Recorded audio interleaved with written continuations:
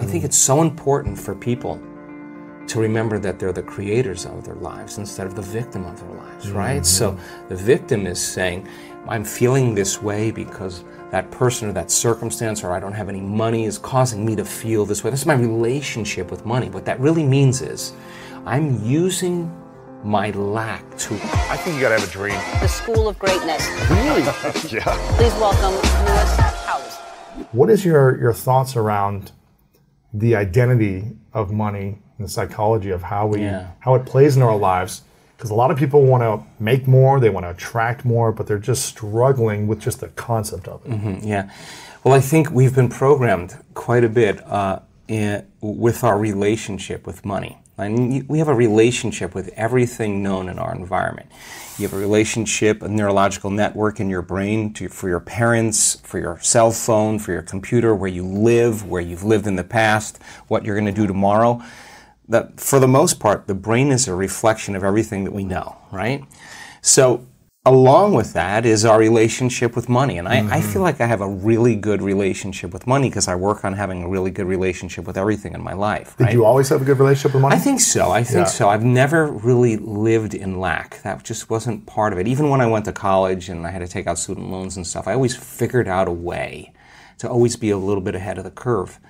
And so let's back up and just look at how people form beliefs. Because most beliefs are created from past experiences, right?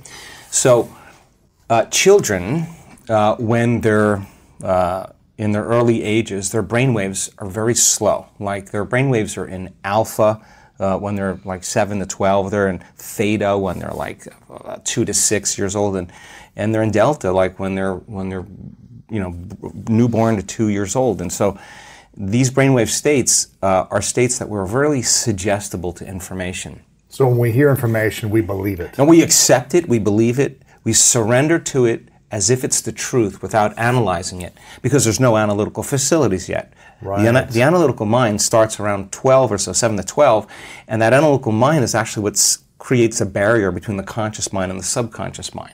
So before 12, roughly, what we see, how we model our parents' behavior, what they say to us. It's all being programmed subconsciously, right? And so that's really, really important, because if you heard money is the root of all evil, money is bad, only certain people are allowed to make money, you have to work hard to make money, this is how you got to do it, and that becomes the foundation subconsciously.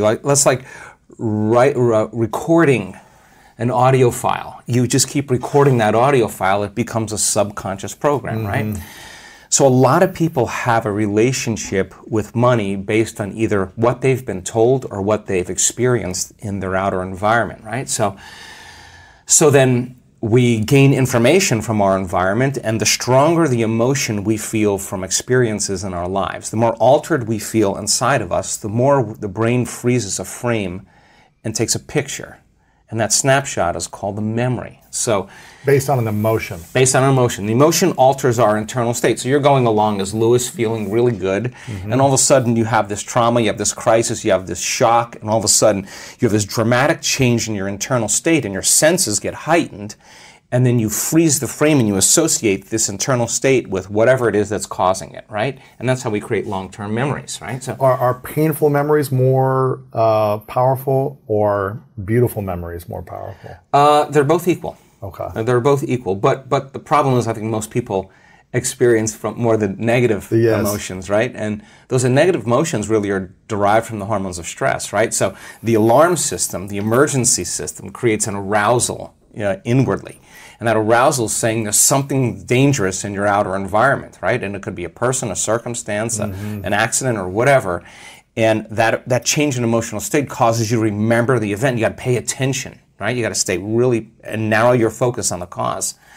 So think about people who have relationships with money, right, from the past. All beliefs are based on past experiences. So you have an experience where you lose money, you have an experience where money's taken away from you, you have an experience where you don't have enough, you're living in a place where there's not enough money, or a family that's not enough money. then the emotion that most people are living by on a moment-to-moment basis is lack. Like, I'm in lack of having something that I want, okay? Now, there's nothing wrong with that because the experience changes your emotional state. You freeze the frame, you take a picture. The problem is, that's hardware. So we think neurologically within the circuits of that past experience, yes. and we feel chemically within the boundaries of that emotion, which would say, for example, be lack, right? So now the person says... before you go on to the next thing, what happens to the body and the mind when it is in an environment of lack? Mentally or physically, I'm in lack. What is the body and the mind saying? Yeah, so the body is saying, I'm waiting for some external event to occur. I win the lottery. I marry the right guy. Whatever it is, that you're waiting for that event to occur. That experience produces an emotion. So the emotion then takes away the lack. And so when we play the game in three-dimensional reality, the creation game in three-dimensional reality, we experience separation from everyone or everything because our senses fool us into the illusion, the hallucination of separation. I'm here and you're there. I'm here and the door is over there. So I'm aware that I'm here at one point of consciousness and the door is over there, another point of consciousness. Okay, so in order for me to get from here to the door, I got to move my body and do something through space. I got to do something, and everything in this three-dimensional reality is going to take time and energy, right? So, okay, so then here's Lewis right here, and then he says, okay, I want this experience in my future, and your brain automatically predicts and projects how far in the future you think it's going to take. Maybe it's a year, 5 years, 10 years. 30 years. Oh my gosh. Right? Because that's what it's going to take to pay off that house, right? So now, one point of consciousness, I'm here. The other point of consciousness is where I'm placing my dream. So I'm separate from that experience. So then how do I get to that experience? In three-dimensional reality, you got to get up and you got to do something. You got to go to work. You got to drive to work. It takes energy. You got to fill your car with gas. You got to eat food. You got to work. You know, all this stuff. You got to sleep. You got to recover if there's stress.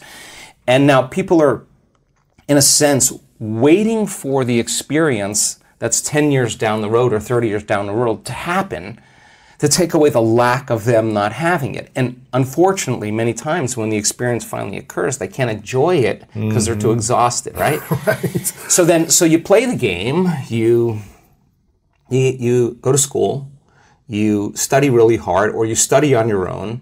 You develop some skills, you make the right choices, you start saving money, you start learning from your mistakes, and then the game is how many things can you accumulate, and that accumulation then you associate with being wealthy or being abundant or being successful, right? And some people get really good at it, right? You can get really good at that. But for the most part, though, when we create from three-dimensional reality, we're creating from lack and separation. In other words, you're driving down the road and you see someone driving a car that all of a sudden you realize that you don't have. The moment you become aware that that person has that car and you don't have it, you're in lack of having it, right? So what the brain naturally does is it naturally creates you driving that car. And you have an image of yourself driving that car and you start identifying, wow, that would be a greater experience for me to have. The problem is the distance between the thought of what you want and the experience of actually happening for most people is the concept called time, right? Between cause and effect, right? So some people develop the ability to manage themselves and manage their life. They develop certain skills and they can pay for it and they can get it very quickly. The problem is when the novelty of that experience wears off, you know, the car, and they're no longer identifying with that, and the feeling of emptiness and lack comes back. They need to find something else. They got to go and find something else. And so there's this game that goes on where you never have enough, right? And that's the lack game, right? So then if you think about people having the things they want in their life, when they create from lack and separation, it's the experience in three-dimensional reality that produces the emotion, and the emotion is saying, let's feel and experience this thing that you've been in lack and separation from, and that emotion then takes away the lack or separation. But you've worked really hard to get it, okay? Nothing wrong with that. Is there another way to do it? Yes. Okay, so the person who's living in lack is waiting for their wealth to feel abundant. They're waiting for their success to feel empowered. They're waiting for their healing to feel gratitude. They're waiting for their new relationship to feel love. They're waiting for their mystical experience to feel awe. That's the Newtonian model of reality, of cause and effect. Waiting for that event to happen to take away this separation or lack. Nothing wrong with it. It's the way most people create. But what we've discovered is actually something else. The moment you feel gratitude, your healing begins. The moment you feel worthy and abundant, you're generating wealth. The moment you're empowered, you are moving towards your success. The moment you're in love with yourself and you're in love with life, you'll create an equal. The moment you are in awe of life, you're going to have a mystical experience. And so that's causing an effect, right? So then if you can teach people then how to create, instead of from lack or separation, but create from wholeness, and create from what we call the quantum field instead of three-dimensional reality. What's the difference? Okay, so the way first of all, it takes knowledge, okay? The quantum field is an invisible field of energy that exists beyond our senses. You can't see it, you can't smell it, you can't taste it, you can't hear it, you can't feel it. It exists beyond our experience of three-dimensional reality. Would this be in our mind's consciousness, or would this be in a different space? Okay, let's look at that. So the answer to the question is, how much of your waking day do you put your attention on matter, on the material world, and how much of your waking day are you aware of energy and frequency? For most people, they're unaware of the quantum field. And if you're unaware of it, it doesn't exist for you. Right. Just like you have a nose, but if you're unaware of it, it doesn't exist for you. The moment you become aware of it, it exists. Well, the quantum field, you can study all kinds of science, and they'll tell you there is this invisible field of frequency and energy that exists beyond the senses that tend to connect everything physical and material. In fact, everything physical and material is connected to this field. Okay? So how do you get there, right? How do you get there? How do you get there? How do you get there? So we discovered that when you take all of your attention off your body and you are not paying attention to your emotions, your drives, your habits, if you could take all of your attention off of every element in your environment, your cell phone, your tablet, your computer, your car, your whatever it is, your bed, take your attention away from everything, every place that you live, where you sleep, or you work, and you're not thinking about time. You're not thinking about your schedule, where you need to be, or what happened yesterday. You can relax into the present moment. There tends to be a dramatic change in the way the brain functions when people do this properly. We call it getting beyond yourself, but in a sense, you're dissociating from your three-dimensional reality. Why? Because if you're thinking about anything in your three-dimensional reality, that's where your attention is and that's where your energy is, okay? So we kind of figured out this formula when people really become nobody, no one, no thing, nowhere, and no time. They're pretty much all of a sudden outside the constraints of the Newtonian world of got to do something to get an outcome. And if you can teach people how to linger there without a name, without a face, without a profession, without a family, without a culture, without a past, without a disease, you teach them how to be in this place we call the unknown, right? And you teach them that from that place, that invisible field, is where everything material comes from. And if they could create coherence in their brain, you need a strong signal in the brain. The more coherent the brain, the more stronger the signal. What do you mean a strong signal? Okay, let's see how I could say this. When most people, when we look at brains in real time, and we're looking at people's how their mind is working. When you're under stress, okay, stress is created by not being able to predict something that's going to happen in your life. The perception that something's going to get worse or you can't control something, right? So when that occurs, we switch on that primitive nervous system called the fight or flight nervous system, and the brain goes into this very alarmed state called high beta. That means pay attention to the outer world. There's danger out there. But if it's not a predator and it's traffic or your coworker or your ex, right, this is where it gets to be a problem because it becomes very maladaptive, right? So when we're in that state and the brain is in that aroused state, we try to control and predict everything. So every person, every object, everything, every place, even your body has a neurological network in your brain, right? So as the arousal happens, we start shifting our attention to all these elements, and like a lightning storm in the clouds, the brain starts firing very, very incoherently.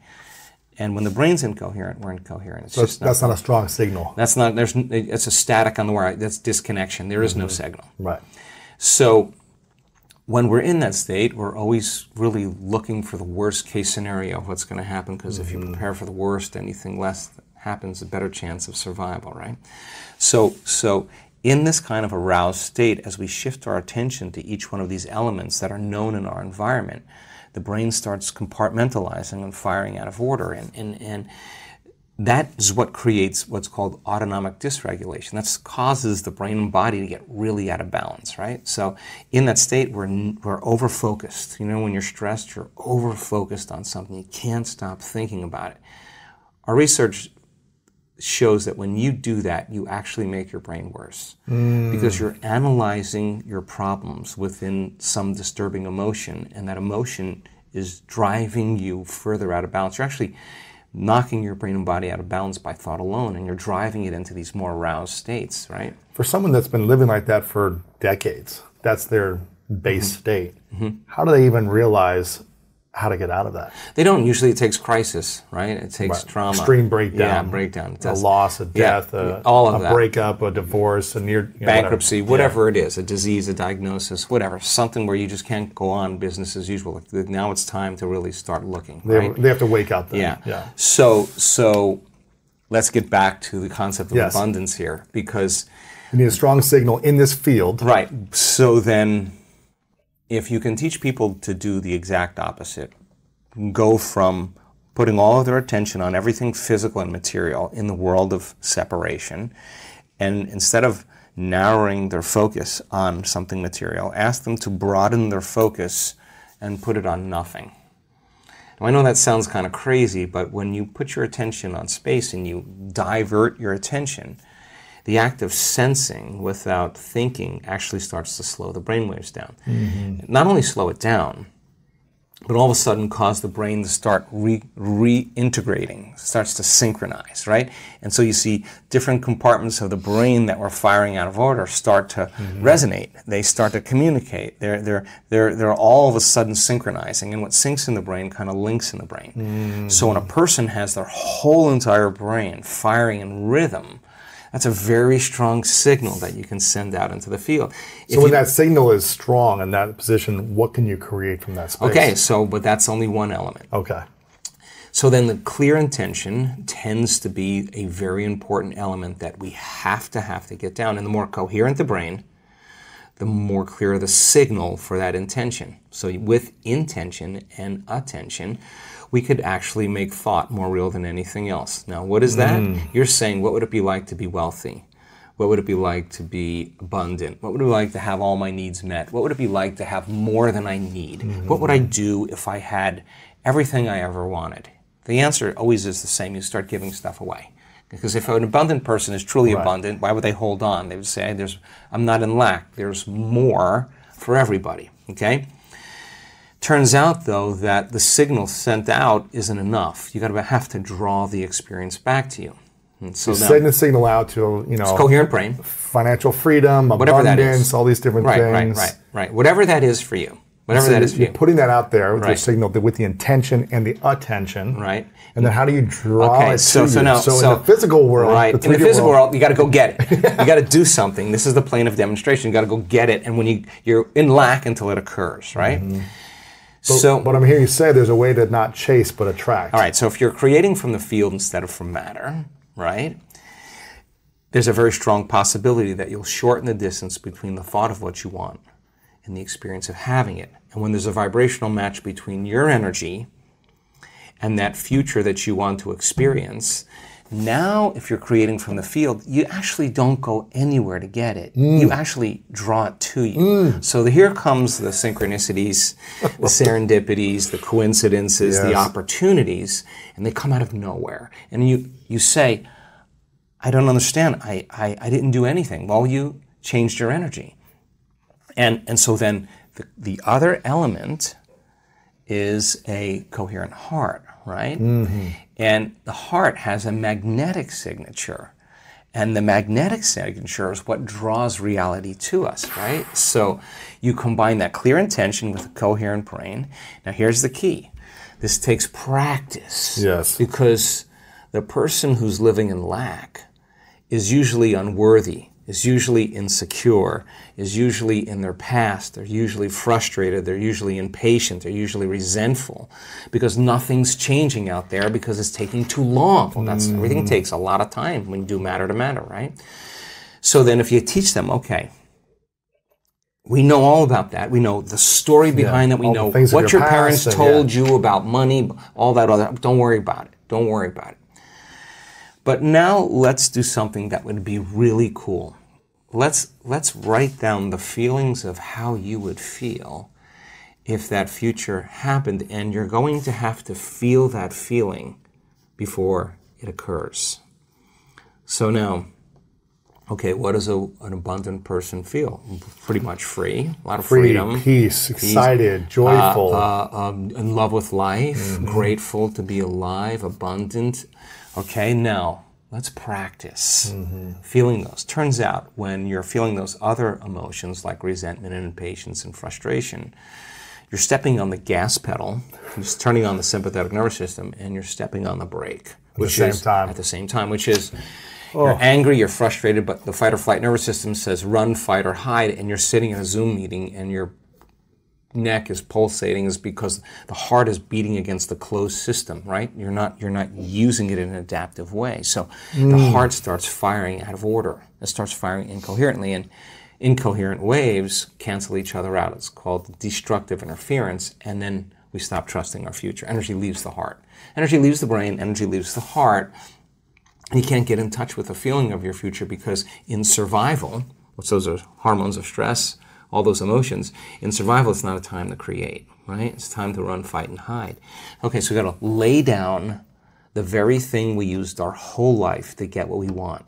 The habit of doing it that way for something greater to occur. Okay. And what happens if we try to create from survival emotions? It just takes a long time. You'll just force it. Little steps at a time. You'll force it. Yeah. You'll force it. You'll fight for it. You'll compete for it. You'll manipulate. You'll cheat. You'll lie.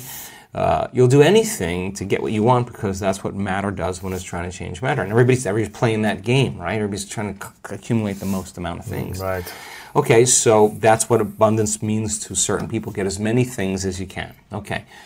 You want that? Not a problem. But let's learn the formula of how to create, right? Yes. So then you'd have to feel those emotions before the experience occurred. And if you understood that you could dissociate all of your attention from this three-dimensional reality and have no attention on anything known, and understand it's the field that creates matter, not matter that emits the field. And if you could get to that place and change your energy with a clear intention and elevated emotion, your heart starts beating in this beautiful rhythm like a drum. We've measured it so many times. And when that occurs, the next thing that happens, the heart informs the brain, it's safe to create now. So the person relaxes into the present moment. And then we see this, like if you took a big sheet, and a blanket, and you went like that, the energy of the heart actually informs the brain to move into these beautiful, elegant states of alpha brainwave patterns, coherent alpha. And that's saying, what's the next dream? What's the next opportunity you want to experience? That's a state of creation. So now you have a Wi-Fi signal. You got a coherent brain, that's a directive, that's a signal out, and you got this coherent heart. That's what draws it to us, right? You combine those two, and if there's a vibrational match between your energy and that potential in the quantum field, and you're feeling abundant, and whatever your brain associates with being abundant, that's your call. That's what the creative process is. This is the creative center. The brain frontal lobe actually says, what would it be like to be creative or abundant? I don't know what it'd be like to be abundant. Well, then go read a few books on people who actually became abundant and realized it wasn't a glorious process. They failed miserably. They got betrayed. They learned a lot of lessons, but they persevered. And what are the qualities of that person that you could embody. That's the key, right? Because it's not about wealth. It's who you become, right? Because people think it's about their wealth, but it's the becoming process. It's the overcoming. That attracted that, right? Of course. So then you got to turn the battleship around, because most people say, I can't feel grateful for my wealth because it hasn't happened yet. That's the hypnosis. Waiting for the experience to happen to feel grateful. Well, that's Newtonian, that's three-dimensional reality, that's cause and effect. The quantum, you got to feel it in order for you to experience it. Okay, so this heart becomes like an amplifier, and it sends that signal out, and that frequency can carry the thought of your abundance. Suffering cannot carry the thought of your abundance. Lack cannot carry the thought of your abundance. It's a different frequency, right? We feel different feelings like suffering. We think different thoughts, right? So people can say, I'm abundant, I'm abundant, I'm abundant, I'm abundant, all they want, but that thought is never making it to their body, because it's stopping at the brainstem, because the body's saying, I'm miserable, I'm unhappy, I'm in lack, right? So the affirmation doesn't work, right? Okay, so let's go one step further. Yes. So if you practice this, and you actually understood, well, we teach this pretty well, but if you learned it just like learning how to play handball, or learning how to hit a golf ball, learning how to dance the salsa, if you just practiced the form and you got really good at it, if you were doing it properly then, what would be the outcome? The experiment of being abundant would be that you would have to feel that feeling. It's so good at doing it with your eyes closed. You got to do it with your eyes open. Now, why? Because if you're feeling the feelings of your emotions, of your future, you're no longer looking for them. Because you're in the future now. Your body is so objective that it's believing it's living in that reality where you are abundant. And as long as you feel that emotion, you're not separate from it any longer. You're no longer in lack. You're no longer looking for it to occur. Say, why hasn't it happened yet? If you're feeling abundant, why would you look? Right? You wouldn't. So then, our job then is to be able to maintain that modified state of mind and body. So, okay, so does that mean like you should check your bank account tomorrow and see if there's $500,000 in it? No. You keep tuning into that potential, and then here come the synchronicities. Yes. What's that? That's feedback in your environment. The universe saying, hey, Lewis, whatever you're doing, all of a sudden, we are starting to create, right? And I think it's so important for people to remember that they're the creators of their lives instead of the victim of their lives, right? So the victim is saying, I'm feeling this way because that person or that circumstance, or I don't have any money, is causing me to feel this way. That's my relationship with money. What that really means is I'm using my lack to reaffirm my dependency, my addiction, my conditioning. That's my relationship with money, is that I put my attention on money because I don't have it. So their relationship with money is, of course, built on lack. And so when they don't have it, they feel bad. And what they're really saying is, my outer environment, my reality is actually controlling the way I feel and the way I think. So, Lewis, why are you in a good mood today? Things are going good. Why are you in a bad mood? Things are going bad today. So this unconscious program of victimization is saying that we're allowing our environment to influence the way we feel and the way we think. Isn't that what victimization is? And the stronger the emotion we have to our lack, the more we put our attention on the fact that we don't have it, right? Yeah. And so then the person has forgotten that they're creating reality, because what they're creating is lack. And they're creating more of it. And then they try harder, and they force harder, and they control more. And they're more exhausted, and their body's tired. And they're breaking down, right. So the experiment then is, let's try it another way. Let's create from the field instead of from matter. Get a coherent heart, get a coherent brain, relax in the heart, and energy moves right into the brain. We've measured this 1,000 times. And all of a sudden, the person moves into these beautiful, elegant brainwave states where they're super creative, right? So the longer you're conscious of that energy, the more you draw that future to you. So then, what does the synchronicity mean? It means whatever you're doing inside of you is producing that effect outside of you. Pay attention to what you did. Keep doing and do more it again. Yeah. So generate a little bit more abundance. Just do it for an experiment. Now, when the synchronicity happens, do you think you feel suffering, or do you think you feel a little excitement? You feel inspired, right? So then that synchronicity is saying, use this energy, use this feeling. It should be easier for you to feel this now, and go back and do it again. Keep the experiment going. And here comes the promotion. Here comes the email. Here comes the person you meet at the right time. Yes. Right? Whoa, we have something happening here, and then that becomes the momentum, right?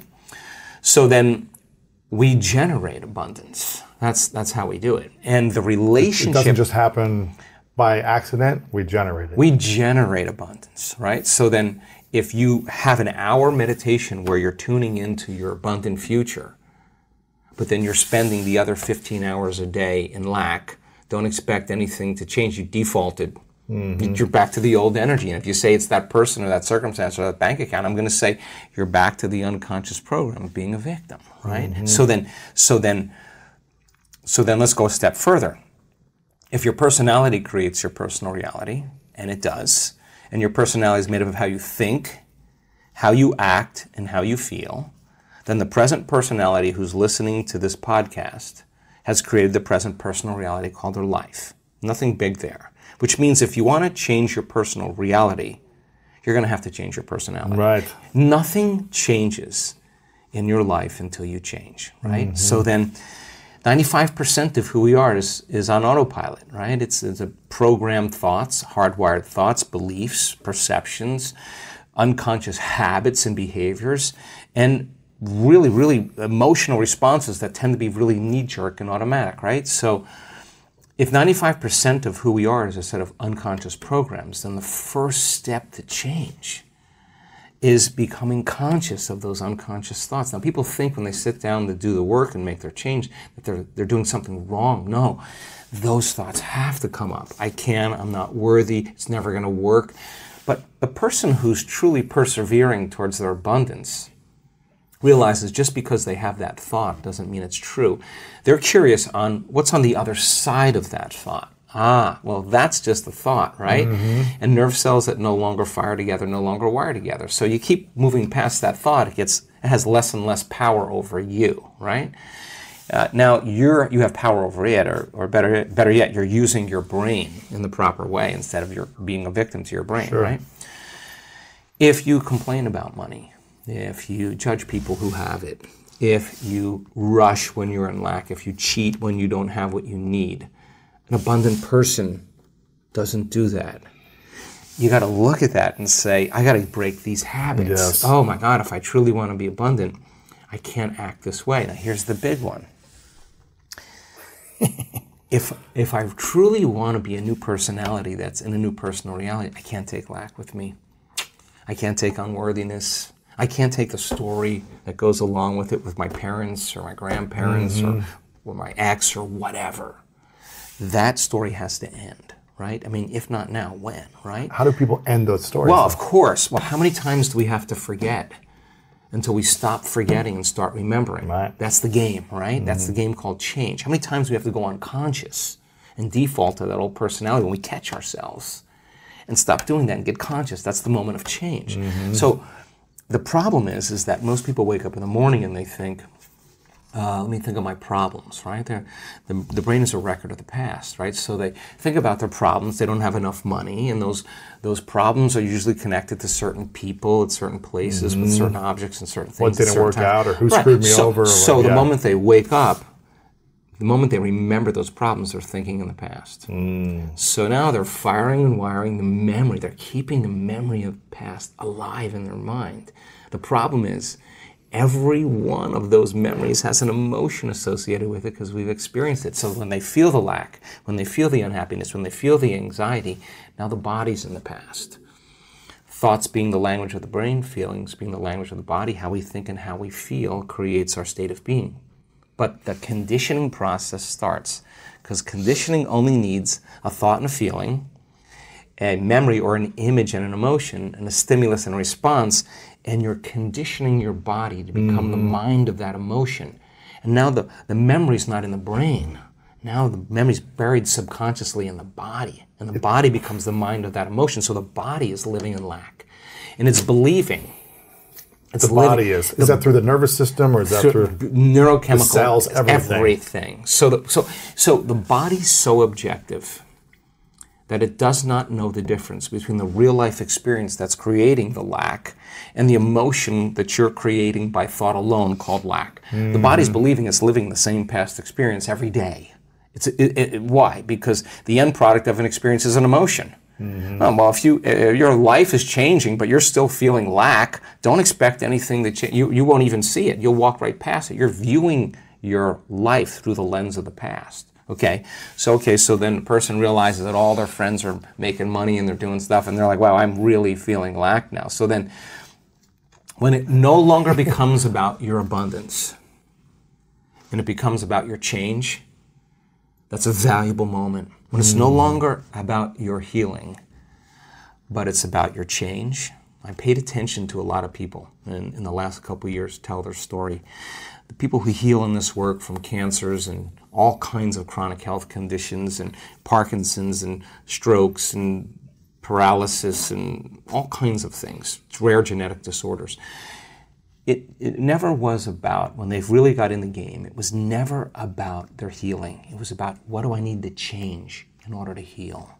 When the game goes like that, so then the person who's feeling lack, on some level or another, it's not just in the mind, it's in the body, right? Let me hear you say that again. When someone's looking for abundance, it's never about the abundance, it's about the change they need to make for healing? No, I'm using healing as an example, yes. But let's use abundance as an example. When you understand that you cannot get abundant, when it's no longer about the game called abundance, it's about the game called change. Mm-hmm. What do I need to change? The more I change, the more I'll be abundant. Yes. So then it's no longer about how come it hasn't happened? That's the old personality, separate from the experience, still in lack, asking that question. Which is creating your current reality. Which is reaffirming it, because that's the lens you're perceiving it through. Okay, So we should be focusing more on what we need to change every moment as opposed to the abundance or the healing. Well, the word meditation means to become familiar with. Sit with yourself long enough and not turn on your cell phone, not scroll through your social media, do no TikTok, no emails, none of that stuff. Don't just sit and close your eyes and watch the thoughts that come up. That's the exact reason why you're not abundant. Watch what you want to do when you're feeling lack, to take away the lack, and there's always something you would do to take it away. But sit with the lack and be curious on what's on the other side of it, right? Mm-hmm. Because the body's programmed into lack now subconsciously, right? So the emotion of lack drives our thoughts and drives our behaviors. So it makes sense then that if an emotion is a record of the past, then we're doing things habitually from the past. Mm-hmm. We're thinking in the past, right? So lower the volume to the emotion every time you notice lack comes up. And just like breaking any addiction, there's going to be cravings, right? So the body's going, hey, Lewis, it's been about 2 hours since you're so used to doing this thing. You've been thinking lacking thoughts about 150,000 times a day, and you're just going to stop now. The body's going to start influencing the mind and saying, it's not going to work, you're a loser, it didn't work before, it's too hard, everybody else. That's why it's so hard for people to like lose weight or get in shape, because you might try it for a few days and then the cravings, or I'm tired and I want to go default back into the old personality. Right, because why? Because the body, which has been conditioned, the mind, the body is the unconscious mind.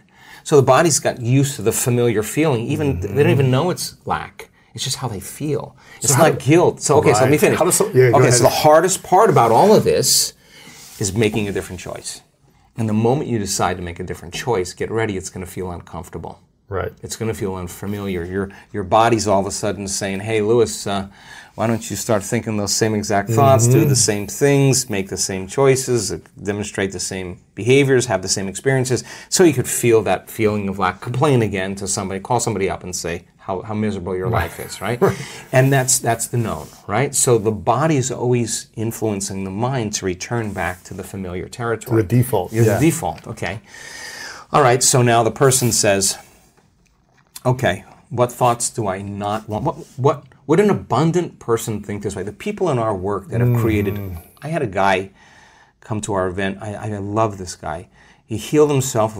He tried to take his life 3 times. When he told me that when he came to our work, he didn't have $2 to rub together. He's worth hundreds of millions of dollars now. And he just keeps giving it away. Wow. His lesson wasn't the wealth, it was who he became. So it's the overcoming process that is the becoming process. Right? Who did he become in that journey? Exactly. He had to get beyond all of those thoughts of his past, all the mistakes he made, all the things he did wrong, all the money he owed there, all of that. That was like, he just had to no longer be that person any longer. But he did say, how would a wealthy person live? And when he created his wealth, what do you think the first thing he did? Started giving? Giving it away. Why? Because an abundant person doesn't have any lack. And he knows how to create more of it. And he's in the experiment. Well, what would happen if I keep giving it away? He keeps getting more. That's a good experiment to have, because he is actually living in that abundant state. He also had tremendous healings taking place, because when you heal your heart, you heal your mind. I mean, it's just the way it is. We saw it so many times, right? So he healed his heart. He got an upgrade. He got an upgrade, right? Yeah. So then the next fundamental question is, how would an abundant person think? Write it down, dude, and fire and wire those thoughts in your brain and install the hardware. Keep doing it with attention and intention. It becomes the new voice in your head. It becomes a software program. Then say, okay, how am I going to be in my life today? What would an abundant person, how would they behave? And before you reach for your cell phone and start scrolling through your social media, close your eyes and rehearse in your mind how that person would walk, how they would breathe, how they would smile, how they would greet people, how they would be on Zoom calls, how would they be in traffic, how would they be at dinner. And the act of closing your eyes and mentally rehearsing the act, if you're truly present, the brain does not know the difference between the real life experience and what you're imagining. In fact, just a little bit of time, you start to install the neurological hardware to look like you already did it. Now the brain is no longer a record of the past. It's primed for the future.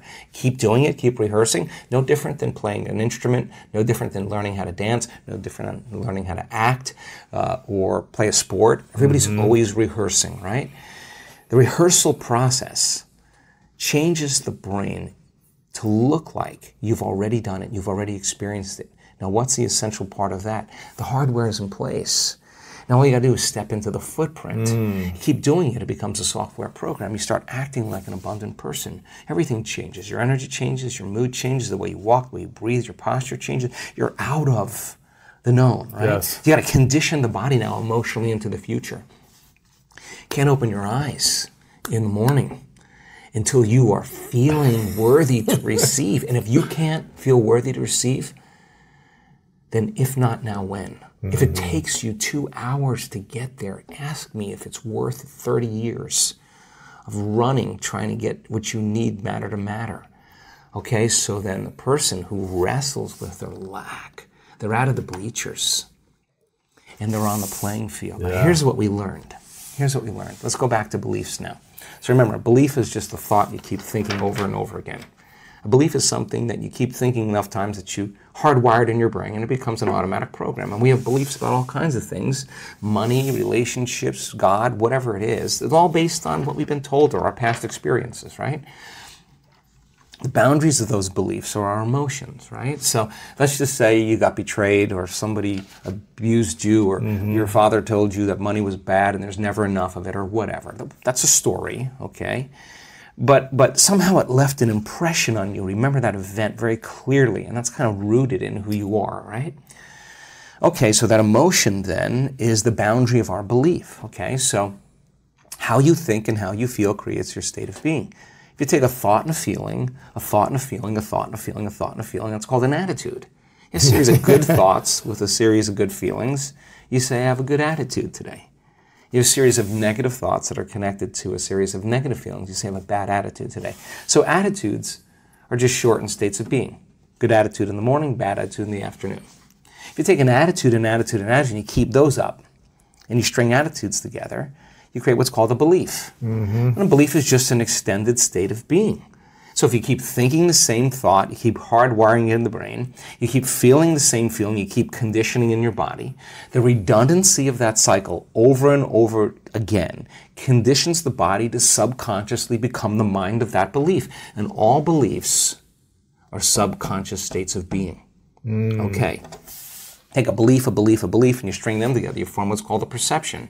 And perceptions are just such extended states of being that we're unconscious. And so then we edit out reality. In fact, most people don't see things the way they are. They see things the way they are. Yes. Right? And people are always filling in reality unconsciously based on their memory.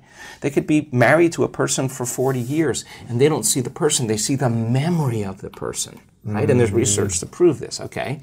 So how do we change a belief or perception about ourselves or our lives, okay? We've studied this. Okay, let's just say that lack is ingrained in there. You got the story, you lived on the streets, you lost everything, you got betrayed, your business partner took everything, took your wife, you got the story in the half, okay? Okay, you got to start telling the new story of the future, right? You got to believe in that future more than you have to believe in the past. So how do you do that? You only believe in the past when you feel the emotions of the past.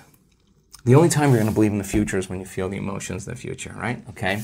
So in order for us to change a belief or perception about ourselves and our lives, we have to make a decision with such firm intention that the amplitude of that decision carries a level of energy that's greater than the hardwired programs in your brain and the emotional conditioning in your body. And your body literally has to respond to your mind.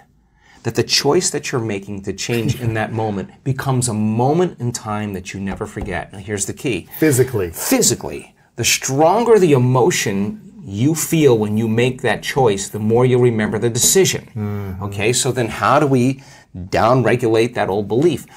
If the trauma created an emotional quotient of 6 or 7, then your decision to change your beliefs got to be a 9. Right. And you got to come out of your resting state, and that moment has to define you. You could say, I know exactly where I was, the time of day it was, who I was with, when I made my mind up to change, right? Because you created a long-term memory. Long-term memories are created from strong emotion. Yes. Right. But if the amplitude of that emotion is greater than the betrayal, boom, the body starts responding to the mind, and you're actually giving your body a taste of the future emotionally.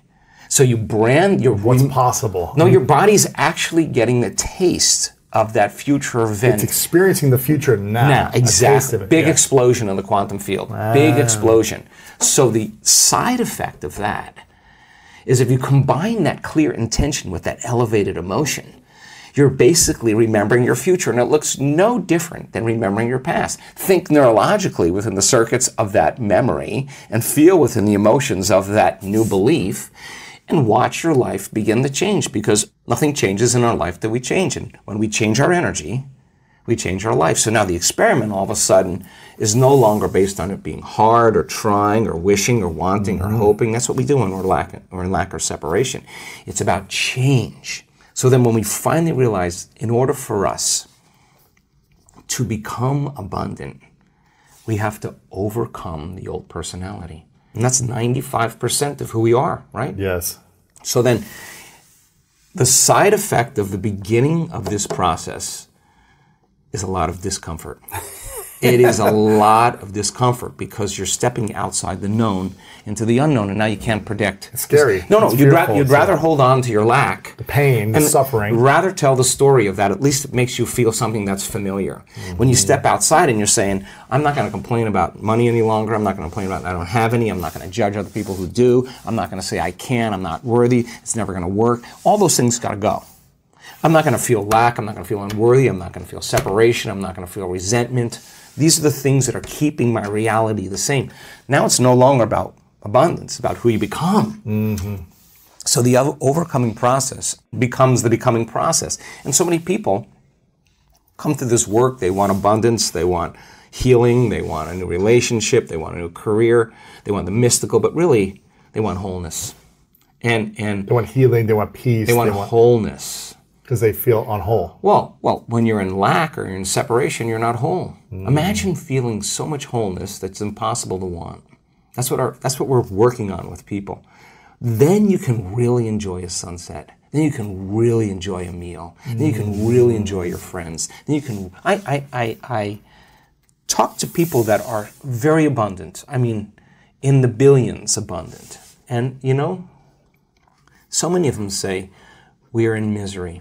They're not whole. We're in agony because they can't enjoy life anymore. That's what they want. I mean, people want abundance to be able to enjoy life. They want to be able to do whatever they want with whoever they want as many times as they want, wherever they want. That's freedom, right? Or people want abundance. The sponsoring thought is really they want freedom, right? Or whatever their sponsoring thought would be, right? So So then creating from the field instead of from matter to shorten the distance between cause and effect requires that clear intention with that elevated emotion, coherent brain and coherent heart. Tune into that energy and feel it with your brain and your heart. I mean, we have plenty of ways to do that. Examine your personality and examine your personal reality. Change your personality, change your personal reality. Don't make it be about abundance. Make it about becoming abundant by overcoming the person who's not abundant. The person who heals themselves from a health condition, who's no longer thinking the same way, no longer acting the same way, no longer feeling the same way. You ask them where that disease is when they stand on the stage in front of 1,500 people or 3,000 people, and that's a 4-minute mile. Everybody's leaning in. That's truth right on the stage. They say, where is that? Where is the disease? Oh, it lives in the old person. Wow. I'm somebody else. That's not even a story. That's not even who I am any longer. So, lo and behold, when we do our research, and people do this, in 7 days of going all in, at the end of 7 days, their body looks like, genetically, with all the metabolites, that they're literally in a different environment. You know, here's the weird part. They're in a ballroom. Right. There's not a lot happening in a ballroom. Right. What's happening in a ballroom? I've been to thousands of ballrooms. Yeah. But the environment somehow looks like they're living in a very prosperous, very healthy, very loving, nurturing, very whole environment. Why? Because they were signaling genes ahead of the environment. And if the environment signals the gene, okay, that's epigenetics. The end product of the experience in the environment is an emotion. If you feel the emotion before the experience, you're signaling the gene ahead of the environment. And genes make proteins. And proteins are responsible for the structure and the function of your body. Look at Jack, by the way. I like that. Look at that muscle over here. The expression of proteins is the expression of life. So you actually become abundant. You actually become that person. And people who are truly abundant have no problem with losing things.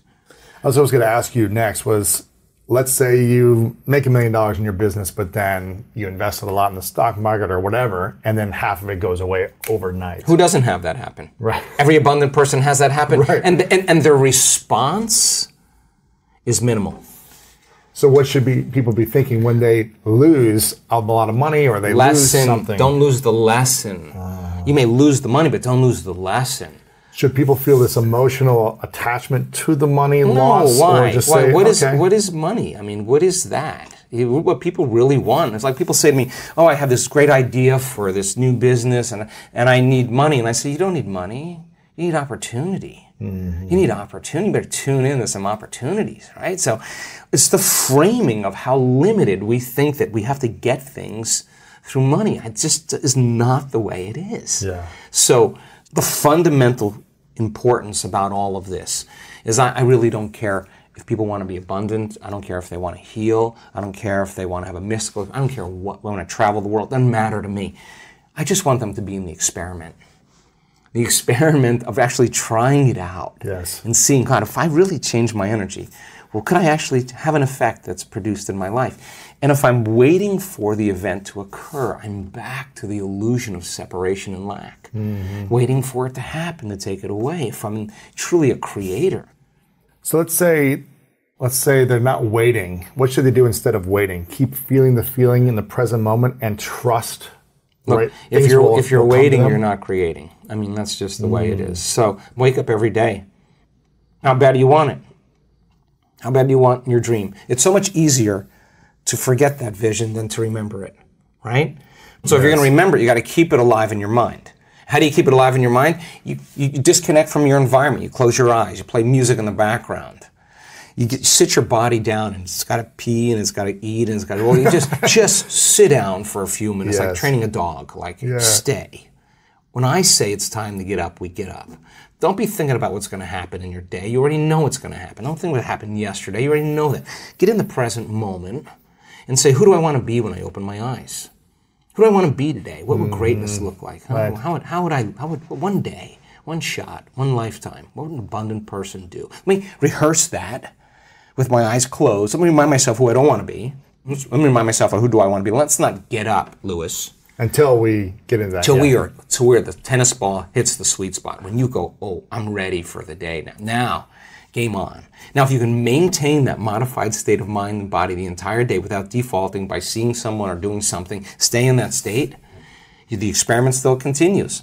And you're changing your energy. Doesn't happen in 2 days, you're not that good. Right. That's it. You're not that good. We keep practicing. People who show up for the 21 weeks in a row, this woman, 21 weeks in a row, the end of 21 weeks, she knew it. Boom, her whole life changed. Boom. Was it 21 days worth? Ask her. The experiment, she was just changing the process. People who diagnosed with really serious health conditions, and they start doing the meditations, and they realize, wow, God, my body feels better, my pain feels better, but my values, my scans are still showing the disease exists. All right, does it mean that it doesn't work? No, it doesn't mean it doesn't work. It means, like, what am I doing the other 15 hours of the day? Mm-hmm. Oh my God, I'm in lack, I'm in fear, I'm responding to the same people in the same ways. And you gotta think about this. As long as your response to everything in your life is the same, you're not changing. Right.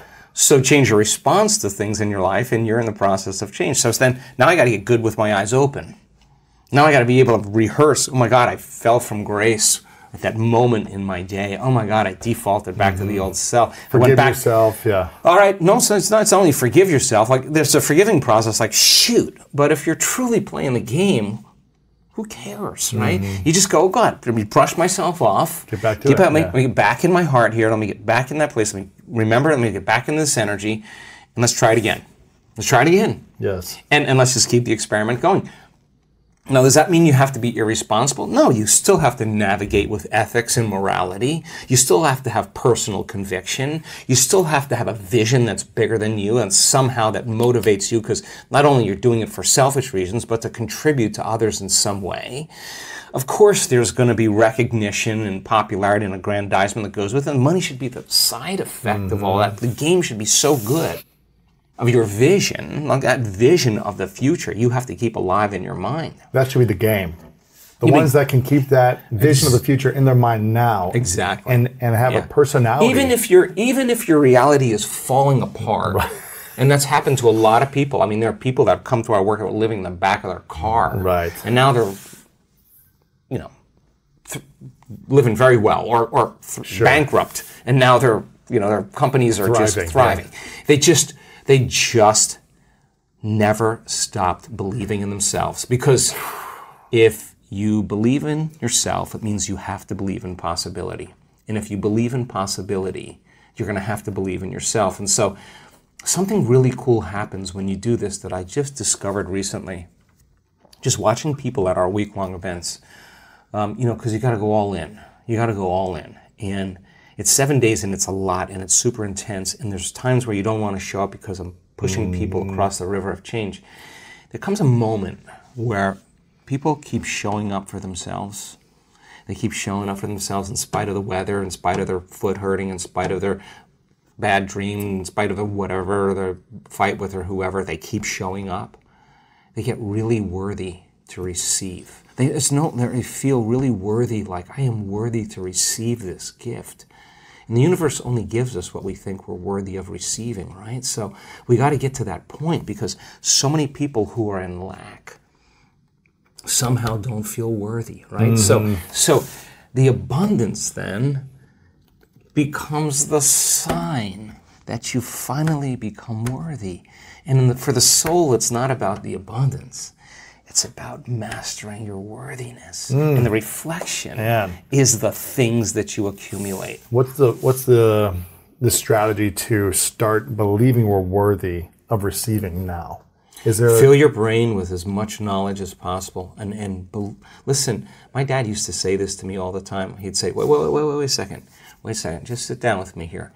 If anybody else can do it, you could do it also. Well, let's just start there. So how did these people do it? Like, let's look at what they did. Right. All right, let's study. This is a school of greatness. Yeah. Let's study greatness. What is greatness? Like an uncompromising will, invincibility, lead with their heart, adapt and make changes, let go of the past, give life, live it fully and completely, and embrace it and enjoy it. I don't know, whatever, you get to write the script. Yeah. And you tell the story of your future instead of telling the story of your past. Watch what happens. Gosh. So how do we, should we be speaking to others about our future, or should we be more keeping that to our mind and our bodies and kind of speaking it to ourselves? What happens when you say, I'm going to do this and I'm going to do this and this is my future? Does that actually hurt us? Yeah, so I really don't leak it out. I never leak it out, because if I'm working on something, I hold it, right? I don't want to, when I know it's going to happen, that's when I'll say, hey, you guys, you're not going to believe this, right? So it's more to yourself. Right. Listen, you know when you're changing? When you stop talking about it. That's when you know you're changing, because you're out of the bleachers and you're on the playing field. Look, so many people come to our work, Lewis, and they say, I always believed that this was possible. All this information, I've seen people heal them, some people create well. I get it. I just didn't believe it would work for me. Oh, it's a big moment. It's a big moment. Now you are on the game. You're in the playing field. You're out of the bleachers. Like we had people stand on the stage. Someone stand on the stage this weekend in Denver. Just said, "My God, I really believe that this would work. I just didn't believe I could heal. I really didn't believe it. I really didn't believe." She was a physician. Is a physician. I really didn't believe I could heal. Now, is it about the healing anymore? It's about overcoming the belief. And every day, she's got to make that decision with such firm intention that the amplitude of that decision is causing her body to respond to her mind. And that's the moment she's rewriting the belief. And if she doesn't feel like it, don't expect anything to occur in your life. You got to come out of your resting state. You got to make that choice. What do you, for all the people that go to your events, and just in life, one of the biggest challenges people have is the consistency of doing these things. Yes. It's hard to actually go and try it once. No, but here's the deal. Here's the deal. Yeah. Let's just say you're in the experiment, and now that belief is right in your face. I guarantee you that discomfort from that belief being right in your face is going to get you out of bed in the morning, and you're going to face off with it. There's an innate capacity that we have as human beings to want to overcome our limitations. It's in there, right? So the community that we have that does this work, they're not like, oh God, I gotta go create today. That's not their game. The magic is so good. They show up because they don't want the magic to end. To go away, yeah. They're not doing it as a have to please God, do the right thing, be spiritual. None of that. It's not an obligation. It's something that they actually look forward to doing, because the experiment in their life is creating all these wonderful opportunities. And there's plenty of people in our work that started new businesses that are they're jamming. They're jamming. They're jamming. And they would never be victim to those circumstances, right? They just wouldn't let those circumstances define them, right? Yes. What defined them was the vision of the future. And that vision they had to keep alive, and the emotion was the energy that drove them right to it. If you enjoyed that interview, then I know you'll love what we have coming up right now. There was a researcher out of Yale University that in the 1940s that was studying electromagnetic fields around living organisms. And in the 1940s at Yale University, nobody was doing this. And he was a vitalist. He wanted to understand the unseen fields around living organisms. So he started studying eggs, all kinds of eggs. Chicken eggs, swallow eggs, reptile eggs, snake eggs, salamander eggs. There's all kinds of eggs. And he was using a magnetometer, and what he found was, 100% of the time, no matter what egg he measured, the positive charge was always at the head, and the negative charge was always at the tail.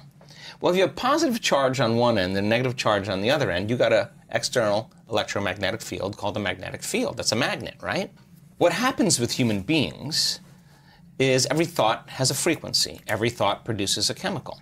So if you keep obsessing about your lack of finances, your lack of time, your lack of energy, lack, and those thoughts. I don't have this. I need this. What are the chemicals you're feeding your body? You're taking thought. It's producing a frequency, and that frequency, in the form of chemistry, is storing that thought emotionally right in your second center. You feel guilty, you feel unhappy. The moment you feel unhappy, then you generate more thoughts equal to that feeling, which makes more chemicals, and you keep taking energy from the brain and storing it in the body. If you react to people in your life and you feel anger, frustration, whether it's traffic, the news, whatever it is, parents, whatever, you're drawing from this field, this electromagnetic field, you're tapping that resource and you're making chemistry out of it and the field shrinks. So now, by doing that and living in survival, the body no longer is a magnet. So now you have very little energy in the brain. In fact, 5% of the energy is in the brain, and 95% is stored in the body. Now the body's been conditioned emotionally. So a lot of energy in the body, very little in the brain. So in our work, do we want energy to be in the brain? We want to move energy back up to the brain. So what does that do when we move the energy from the body to the brain and the heart? Well, this is a great thing because once it makes it here, it's going up, right? So we do these different meditations and these different techniques to draw that energy right up to the top of the head. Now, when this energy shakes loose and it starts to move, the sympathetic nervous system switches on. And instead of releasing energy out like you're being chased by a predator or you're having an orgasm, that same energy is going up into the brain, and the brain switches on and it goes into these very high frequencies called gamma brainwave patterns. Now the person has an arousal, but the arousal isn't fear. Not an orgasm. Well, in the brain. An orgasm of the mind. Yeah, exactly. It's energy that's being released into the brain, and you can only describe it as ecstasy or bliss. So the energy of guilt that was stored from thinking and feeling in the same way releases and it travels up to the brain and it's going back. And when it reaches the brain, what happens? You get more energy in the brain and it begins to produce that external field. So you're beginning to create a field around your body. You can imagine the future as opposed to staying in something from the past. Well, once the energy's moved, you're going to feel pretty blessed in that moment. In fact, so we can transfer guilt, shame, insecurities into bliss. Oh my God. Yeah, we do it all the time. Momentarily? Oh my gosh. Yeah, we do it all the time. And the amazing thing is that rush of energy that's moving into the brain is changing the brain's physiology and producing that field. Now you have energy to heal. Now the body is a magnet again.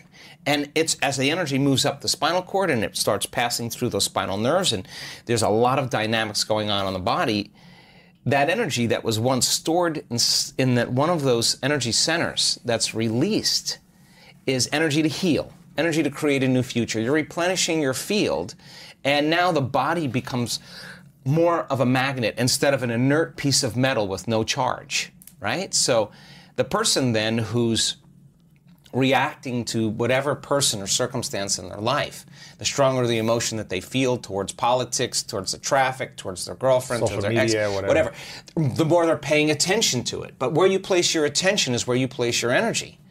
So we also know that when... It's hard to create from a place of putting attention towards negative energy. Well, you're not creating. What you're doing is you're tying up your vital life force.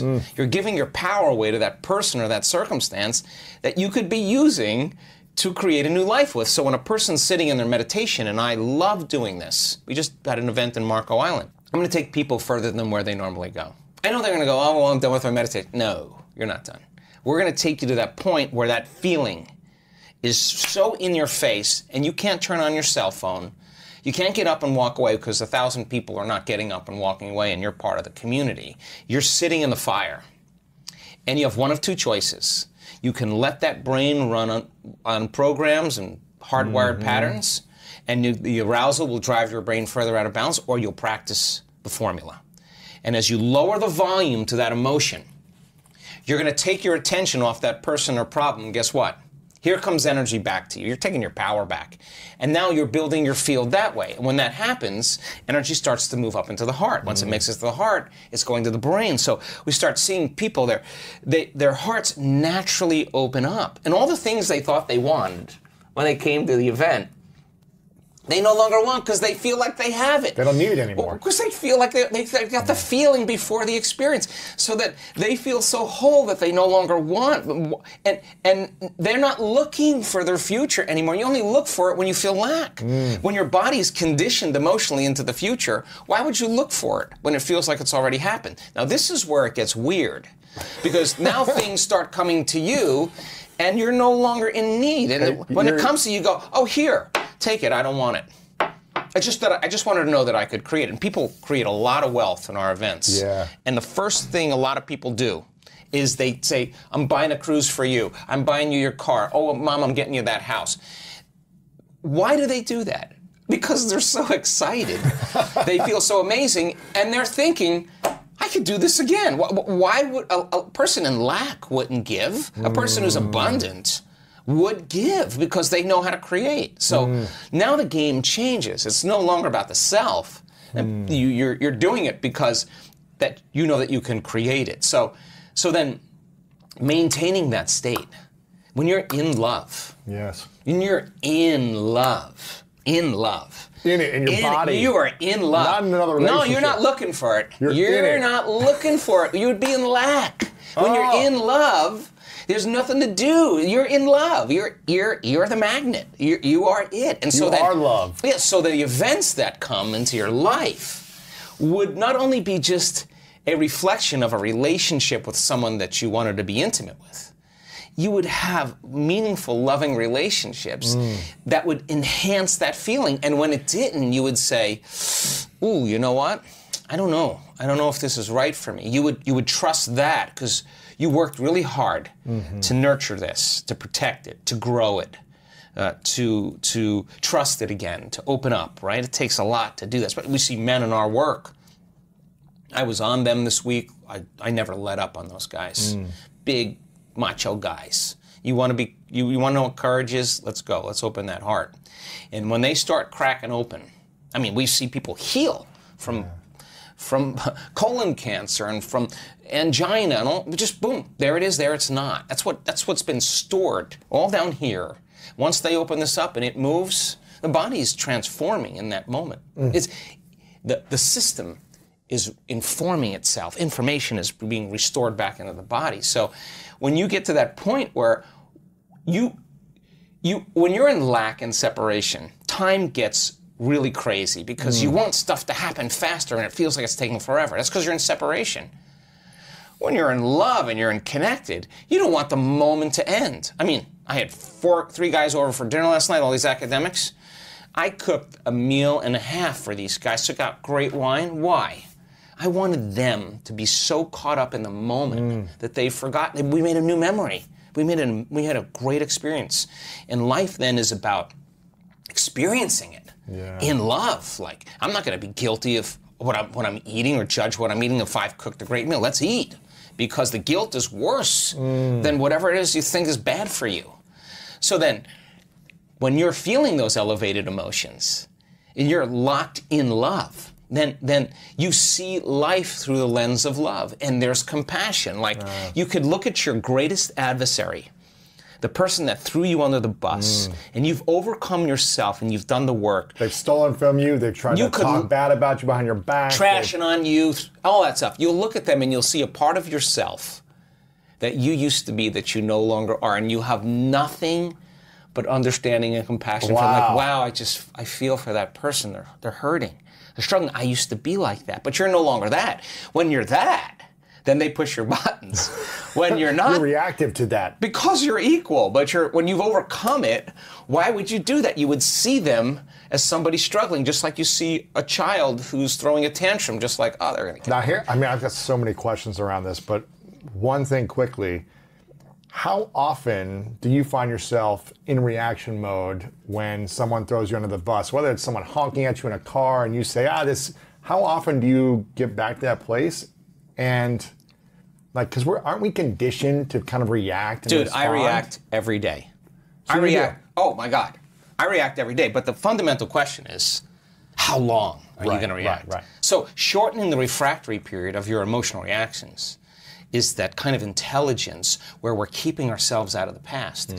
Justified valid or not, the only person that that's affecting is you. And then you have to ask yourself, is it loving to me? Well, if you can't control that emotional reaction, then you're a junkie. And you're on a bad trip, and you're overdosing. But if you know that you're overdosing, you got to get beyond your rational mind, because you'll say, why are you this way? Oh, because I should. All right? And by you doing that, is it making more of those chemicals? Yeah. Why were you doing that? To make you feel more like it's justified. So then, this takes, listen, I excuse myself many times in one day. Because I'm in reaction.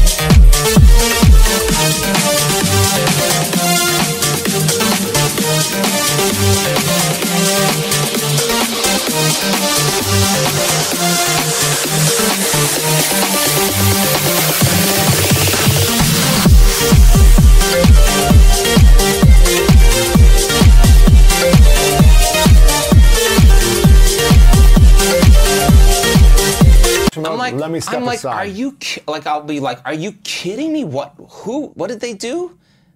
And then I'll be like, we're not going to make a decision in this state. So give me a minute. Oh, wow. I go, take a few breaths, get out of that state, remember my future, where I'm going. It's so much more important than the present moment. I just got to condition my body into that future. And now it takes sometimes a Herculean effort, I have to tell you. You can ask my staff. I'll be in there 15, 20, 30 minutes. Sometimes I'll say it took me an hour. But to get back to a peaceful state. In the expanse of all eternity, if I don't overcome that emotion, then I'm in my past, and that's karma, because that emotion's going to drive my behaviors and thoughts, and I'm going to be predictable. My past is going to look, my future is going to look a lot like my past. So if I'm soulfully on the journey, then what matters the most is being able to learn the skill of self-regulation. So in our events, when we see people that can do brain and heart coherence, they know the formula. Well, I look at their brain scans and I'm like, Louis, great brain. Hey, I see you can hold that heart coherence for 45 minutes. Great. Now let's put you on a pole at 55 feet in the air. Let's get a heart rate monitor on you, and let's see what you're going to do up there. Do you want to be able to self-regulate there? Because if you can there, it's not like I'm trying to give you an adrenaline rush. Actually, I'm trying to do the opposite. I want you to settle your brain and body back down, go against thousands of years of programming like fear, and teach your body in that moment how to regulate. I guarantee you, if you go a little further than what you did and you stay conscious, instead of throwing in a program and rushing through it and trying to get it over with, you start breathing, you start getting back in your heart, you start getting centered, you work against those chemicals, I guarantee you when you walk into your life, the moment you see something doing, you're gonna catch on right away. You're gonna catch yourself. Now that saves you a lot of energy and a lot of time, because if you're able to change it then instead of 4 hours later, where you're just gone, or you've already reacted. Yeah, and you've done things you say I should have never done that. I should have never said that. That's what those emotions do, because those emotions make us really primitive. Really primitive. If you rewind the tape 10 years ago, information was the thing that stimulated thought, stimulated new ideas, and as we learn new things, we make new connections in our brains. So as we begin to add new stitches into that three-dimensional tapestry in our mind, we're beginning to cause our mind to function in new ways. But the key then is to apply it, to personalize it, to do something with it. And 10 years ago, when I got in front of an audience and talked about the application, nobody wanted to step outside that philosophical, theoretical, intellectual realm, right? Because doing something means you're going to have to change something about yourself. Painful. Yeah, you're going to get uncomfortable, right? And I think we're in an age of information, and in an age of information, ignorance is a choice. And because of technology, we have access to so much content. And information creates awareness. And awareness is consciousness. And you can't have consciousness without energy. They work together. So there's an energetic change, I think, that's taking place in the world right now where people are so informed that old models, old paradigms are beginning to break down, whether it's the medical model or the religious model, the education model, journalism, the economy, politics. It's all beginning to come to the surface because something else has to come out. And I think that one of the things that people are realizing is that you don't have to be a Buddhist monk to do this or a nun with 40 years of devotion. You just got to understand the formula. And just like any skill or anything you learn, you got to go from thinking to doing to being. You got to take knowledge, you create the experience, and if you keep doing it over and over again, you start getting a skill or you start getting wise about how to do it. And you know that you know how to do it. Well, in the last 10 years, we have assembled a scientific team. And let's see if you can really make significant brain changes. I don't want those changes to just be in your mind. I want them to be in your brain. I want to be able to see before and after pictures to say, that person has a significant change after a traumatic brain injury or anxiety or depression or a cyclic mood disorder or a stroke. We want to see that there's been significant change. At the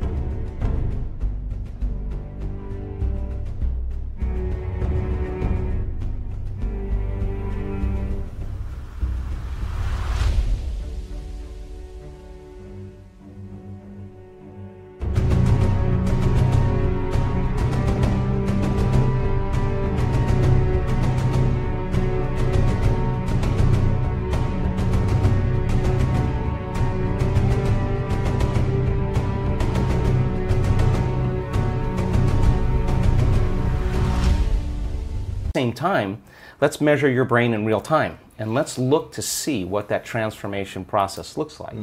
And in the discovery, Lewis, of that process, we gained so much knowledge about what that transformational process looks like. In other words, I can tell you without a doubt that if you're analyzing your life right now within some disturbing emotion, that 100% of the time you're going to make your brain worse. If you think about your life, if you're stuck in an emotion, like you're frustrated, you're angry, you're fearful, resentful, and you're thinking within that emotional state. In other words, you can't think greater than how you feel. That means then you were thinking in the past because those emotions are a record or residue of the past. So we see people in the process of change that are analyzing in duality or polarity. That kind of drives the brain into higher states of arousal and further away from true change. So we've done thousands and thousands and thousands of brain scans, and we now know that there's a formula to create greater brain coherence, greater brain efficiency, to make your brain work better. And when your brain works better, you work better. At the same time, it requires a clear intention and an elevated emotion to begin to change your energy and to change your life. And nobody changes until they change their energy, right? So then how do you get a person out of resentment, frustration, into joy and freedom? Why would they feel grateful or joyful or free if the experience hasn't happened? So most people are spending the majority of their life waiting for something out there to take away their emptiness or pain or the resentment in here. Well, if they're waiting their whole life in separation or lack, then and we create reality, then the lack is driving certain thoughts, which is creating more separation and more lack. So teaching people then to begin to condition their body emotionally before the evidence takes place in their life is breaking a significant habit, right? Yes. So instead of living by cause and effect, now we're beginning to cause and effect. So the moment you start feeling whole and grateful, we now know your healing will begin at that moment. Yes. The moment you start feeling worthy and abundant, your wealth is coming. You know, you're generating a certain amount of energy, a certain amount of wealth. And so how does someone feel worthy, though, if they've always been told they're not worth it? Yeah, well, so or that's the story they tell themselves. Yeah. Like, I'm not worth it because Yeah. she didn't say yes when I asked her on a date. Right. Because he broke up with me, because I got fired, because my parents left me. How am I worth it when there's so much evidence or story around a negative thing? Let's stop telling the story of your past and let's start telling the story of your future. And people who aren't defined by a vision of the future, for the most part, are left with memories of the past. Your brain is a record of the past. It's an artifact of everything you've learned and experienced to this moment. So most people wake up in the morning and they start thinking about their problems. Yeah. And those problems are memories that are tattooed in the brain that are associated to certain people and things at certain times and places. So the moment the person wakes up clean slate, they start thinking about their problems they're thinking in the past. If you believe your thoughts have something to do with your destiny, well, there's a possibility that your past is going to be your future. Every one of those problems has an emotion associated with it. So then the moment you start recalling the problem, you start feeling unhappy. Now your body's in the past, because thoughts are the language of the brain and feelings are the language of the body. And how you think and how you feel creates a state of being. So people reaffirm their identity based on the past, right? And it turns out that the redundancy of doing that, conditioning only requires an image and an emotion. And most people are unconsciously conditioning their body into the familiar past, into the known. So now if you're in the familiar past and in the known, you're going to crave the predictable future, right? That's the known as well. And there's only one place where the unknown exists, and that's the eternal present moment. That's the sweet spot of the generous present moment. So you gotta labor to get that person beyond the emotions that keep them tacked or anchored to the past. And yes, it takes an effort to do that, but if you keep working with the formula, you'll reach that elegant moment where there's a liberation of energy. And now your body, as the unconscious mind, the objective mind, is not believing it's living in the same past experience 24 hours a day, because you're liberating the body from that emotional state. So you ask a person, why are you so unhappy? Why are you so frustrated? Why are you so resentful? The moment you ask that, their brain is going to associate that emotion to a past event. To a memory. To a memory. Yeah. That's because they have nothing to look forward to in their future. So if you're not being defined by a vision of the future, it just means to me that you're more in love with your past than you are with the future. So how do you teach people to believe in a future that they can't see or experience with their senses yet, but they've thought about enough times in their mind that their brain is literally changed to look like the event has already occurred? The latest research in neuroscience says that's absolutely possible. We know that. And how do you teach a person to select a new possibility in their future and begin to emotionally embrace that future before it's made manifest to such a degree that their body, as their unconscious mind, is believing it's living in that future reality in the present moment, and they're signaling new genes in new ways ahead of the environment. Now, till their body begins to change to look like the event has already occurred. We've proven that that's possible. Now think about this. So the more you think about your desired future, the joy, the gratitude, the feelings you want to have that are more positive, the more you think about it as a future thing happening, the more your body shifts now. Exactly. So your body is believing it's living in that future reality in the present moment. Now think about this. Some condition in your life, the more altered you feel inside of you, the more you narrow your focus on the cause, and the brain freezes an image and takes a snapshot. And that memory now is embossed in the brain. It's branded in there. So then people think neurologically within the circuits of those past experiences, and they feel chemically within the boundaries of those emotions. And the stronger the betrayal, the stronger the trauma, the more the body's living in the past, right? Crazy. So how do you reverse that? So now, if you truly got passionate about a future, we've all done this. You get a wild idea in your mind and you start holding on to that vision and you're preoccupied with it. All of a sudden, the thought in your mind becomes the experience and you start feeling the energy of the future. Yeah. the stronger the emotion you feel from that vision, the more you're going to pay attention to the picture in your mind, and now you're remembering your future. And vice versa, the stronger you pay attention to the feeling of the past pain, you're going to create the pain in this moment. Exactly. So it requires a coherent brain, and we now know that there's a formula for that, and we've got beautiful research to show that people can do it. They just have to practice. And it requires a coherent heart, because resentment, frustration, impatience creates a very incoherent heart. Yeah. And when that heart becomes incoherent, you stop trusting yourself. There's no energy there. You stop trusting in your future. Wow. So then, if there's physical evidence in your brain and body, physical evidence to look like the event has already occurred, it's quite possible you'll be thinking neurologically within the circuits of your future, and you'll begin to feel chemically within the boundaries of that emotion of your future. And how you think and how you feel is your state of being.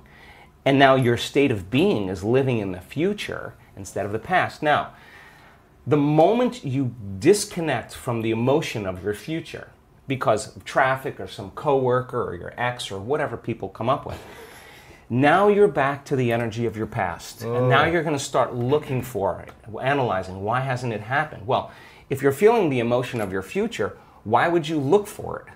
Because you would feel like it already happened, and that is the place where the magic happens. So then you can't just do this, get up, and then return back to your old state of being.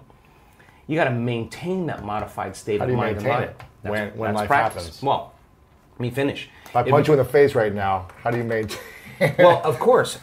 I mean, we all take blows in our lives, and we all react emotionally. But the question is, how long are you going to react? Right. So then, if you can't mediate and regulate your emotional reactions, and those emotions linger for days, that's a years mood. For some people. Mood, and then months, temperament, years, personality trait. So then the person's personality is literally based on the past. But they don't know that because they're doing it over and over again. It becomes a subconscious program. So now, if it requires a coherent brain and a coherent heart, then we have to train people how to self-regulate. So we've done thousands and thousands of measurements. We've partnered with the Heart Math Institute to teach people how to create and sustain heart coherence.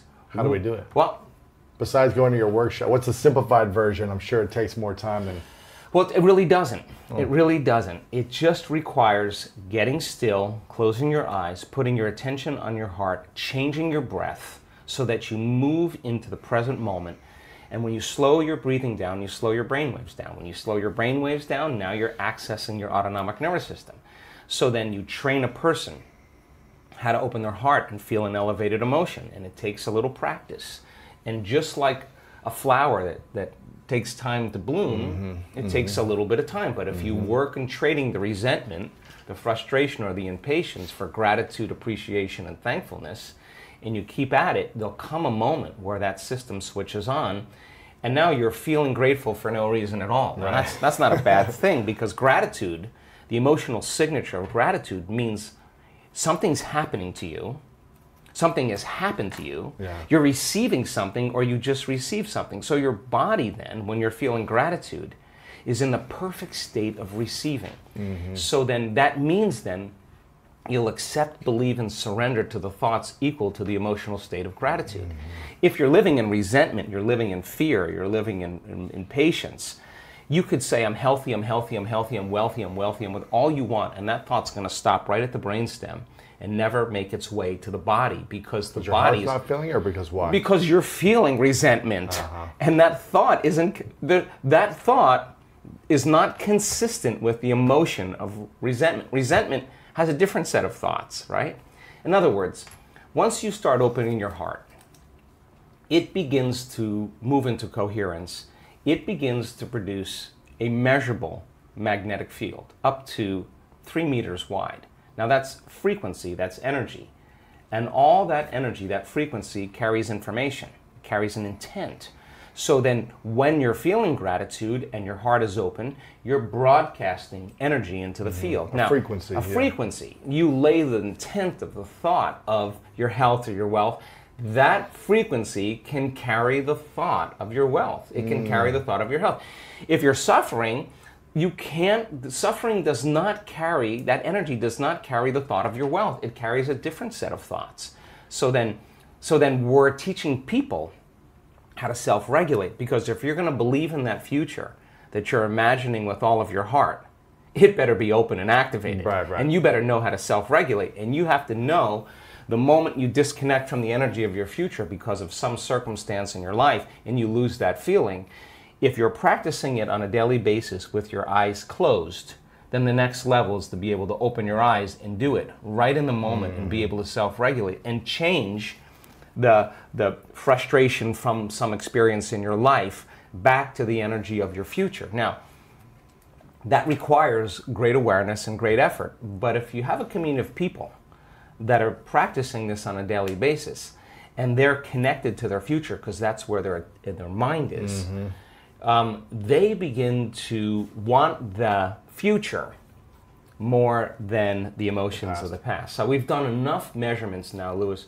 to know that we can teach people how to do that, and we have evidence that people can sustain it for 45 minutes to an hour. It's a skill now. They know that they know how to do it. So now they have brain coherence and heart coherence. Well, once the heart begins to become orderly and coherent, it acts as an amplifier and it drives energy to the brain. So now the brain is getting more energy once the heart is open, and then you're thinking a different set of thoughts. And those thoughts produce different chemicals for you to feel more of that. And here comes nitric oxide from oxytocin, and then all of a sudden your heart literally starts to swell. It literally begins to open up, and there's more energy going there, and now you're coming from a different level of mind. What is the most important thing in your life?